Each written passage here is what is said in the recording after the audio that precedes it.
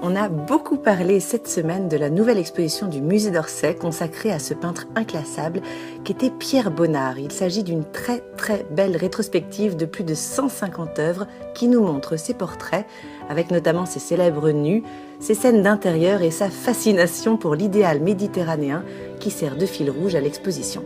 Alors déjà, quand on évoque Bonnard, on pense souvent au peintre du bonheur.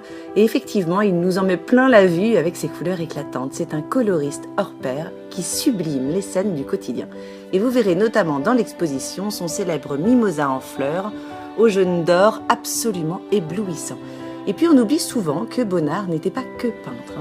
Il était aussi photographe et effectivement, on retrouve son œil photographique résolument nouveau dans toutes ses œuvres avec des cadrages atypiques ou des éclairages étonnants comme par exemple son autoportrait peint à contre-jour ou encore Marthe, sa femme, dans sa baignoire avec son visage hors champ totalement décadré. Et puis, pour mieux comprendre Bonnard, il faut savoir que contrairement aux impressionnistes qui peignaient dehors, d'après nature, Bonnard, lui, ne sortait pas de son atelier.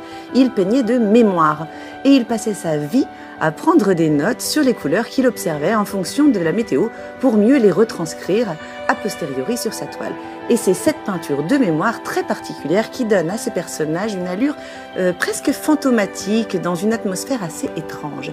Et d'ailleurs, il peindra sa femme Marthe, idéalisée toute sa vie, comme si elle avait 20 ans.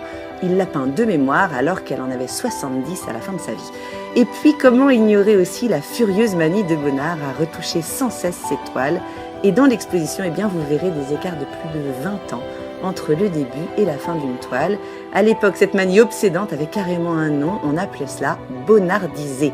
Et ce qui est drôle, c'est que son ami Matisse racontait même que Bonnard lui demandait de distraire le gardien des galeries où il était exposé pour pouvoir retoucher tranquillement ses toiles dans leur dos.